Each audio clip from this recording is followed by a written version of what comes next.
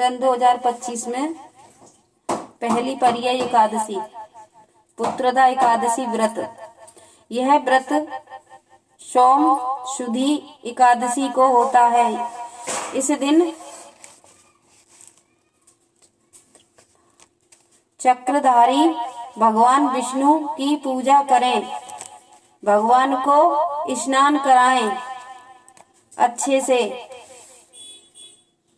आसन पर बिठावें, अच्छे अच्छे वस्त्रों से सजावें, फिर धूप दीप फल चंदन यदि से पूजा करें, भोग लगावें और आरती करें। इसके बाद ब्राह्मणों को भोजन कराएं, वह दान देकर उन्हें विदाई करें। इस प्रकार जो व्रत रखते हैं उनको मोक्ष प्राप्त होता है और जो निष्ठावान होते हैं उन्हें शांत की प्रस्तुति होती है। पुत्रदा एकादशी की कहानी। अब कहानी की ओर चलते हैं। एक समय की बात है कि भद्रावती नगरी में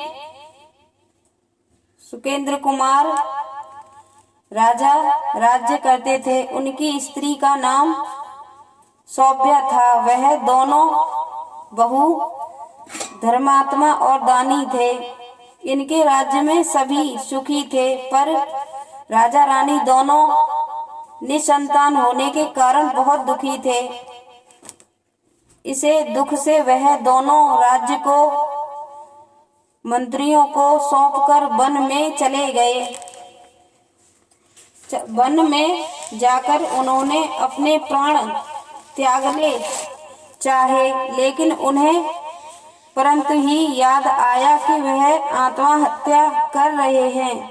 आत्महत्या के बराबर कोई पाप नहीं, यह सोचकर वह दोनों आगे आए। वहां दोनों ने देखा कि यह मुनिया का आश्रम है और एक तालाब भी बना हुआ है। राजा और रानी वहां पहुंचे और जाकर मुनिया को प्रणाम किया और वहीं बैठ गए। मुनिया ने देखा कि वह दुखी हैं। तब उन्होंने अपने योग बल से राजा को दुख का कारण ज्ञान लिया और कहने लगे, हे राज्य, आज तुम स्नान करो और भोजन करो। फल प्रसाद नाम की एकादशी है, अंत तुम कल तक रखना और भगवान विष्णु की पूजा करना। इनसे तुम्हारे एक योग पुत्र प्राप्त होगा, जो देश विदेशों में कीर्ति फैलाएगा। राजा वैसे ही किया। व्रत के 1 साल बाद उन्होंने एक बहुत सुंदर गुणवान पुत्र को उत्पन्न हुआ। वह देखकर राजा रानी बहुत प्रसन्न हुए। तो इसीलिए इस पुत्रदा एकादशी का व्रत किया जाता है। तो जो भी करें विधि विधान से करें। अगर आपको हमारी कहानियाँ अच्छी लगती हैं तो कमेंट में बताएं।